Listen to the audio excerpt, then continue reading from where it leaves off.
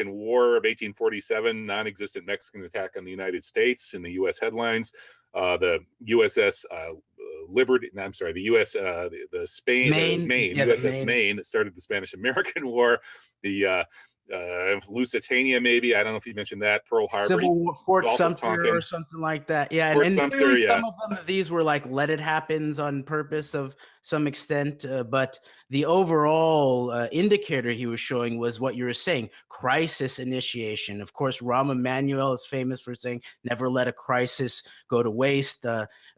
William Bratton, who was the head of the NYPD and then to LA, helped start the first fusion center. He even took that up a notch and said, sometimes if you don't have a crisis, maybe you manufacture one. And that's what Naomi Klein left out of the shock doctrine.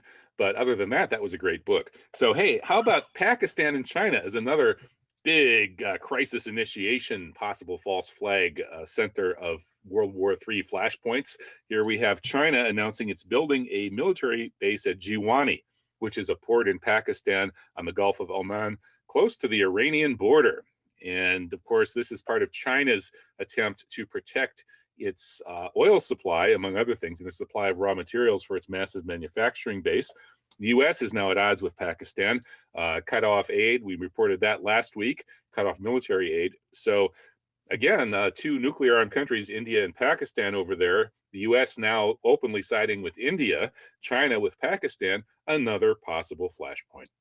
These are clearly the three major flashpoints in the world: the India, Pakistan, Iran, then the Asia, North Korea, and then, of course, the Middle East. The ranking in terms of desirable outcomes of what this actually is the worst case scenario is the buildup for a World War III scenario. The second worst scenario is this is a long-term geostrategic tension where we're not going to have hot war, but we are going to increasingly amp up cyber warfare, weapons sales as the people of the world get put into a techno gulag of some sort. But the best scenario is if we, the people globally, and some of the potential patriots of all sorts in the background really step up to the plate here and take this as step into the mode of crisis and actually take a leadership role intellectually and morally. So maybe we need some crisis de-initiation and some false flag exposure to make it harder for them to get these wars going. Next slide, we have another alarming report from China, Pakistan, and the Silk Road, that Erik Prince is being hired for security to guard the Silk Road project out of China. Oh my goodness, talk about hiring the wolf to guard the chicken house. This is wild. And Erik Prince is not only trying to create a parallel globalized CIA through his relations in the Trump administration. Of course, he has ties to everybody. He's close to Pence. Pence cast the deciding vote for his sister, Betsy DeVos, to be the head the education department. But Prince is also tied into the Netanyahu administration. Greg McCarran and I on The Antidote a couple shows back actually covered Erik Prince's relations with certain Israeli billionaires, but also Netanyahu's former chief of staff, who I believe has now been convicted of corruption. So in terms of this one road, this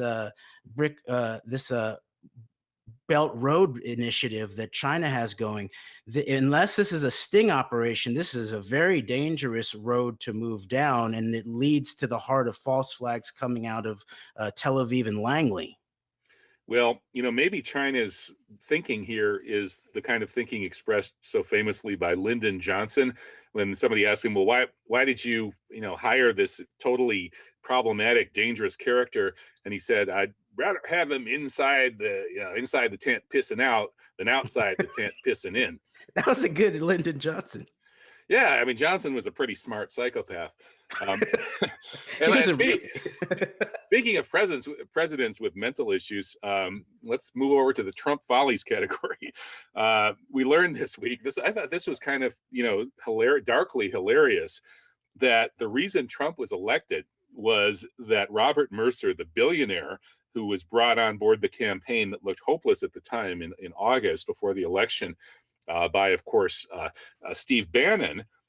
He won the election for Trump with this amazing algorithm from Cambridge Analytica, which was able to target neurotic voters in swing states. That is, those who scored high on a neuroticism index that this artificial intelligence algorithm had figured out. So they figured out who all the neurotics were, and then they hit them with scary, scary, the Mexicans are coming, the Muslims are coming propaganda. And that's what put Trump in the White House. I mean, you can't make this stuff up. Yeah, and this is probably what's being told. There's clearly voter suppression, and we still don't know whether there was actually election fraud. But this is the future of psychological warfare. I've termed it psychometric warfare, which is when they do an analysis of your psychological meters in terms of what you're talking about. How do you score on these different psychological tests in terms of neuroticism, openness, these types of things? But then there's also psychographical warfare, which is how do they target you in relationship to your social graph, Facebook, your friends and family? How do you influence socially? And this was clearly some type of warfare operation working on a very low level in the American mind. And this is why Trump, who's raised as by Roy Cohn to exploit controversy, to exploit creating media bombs, to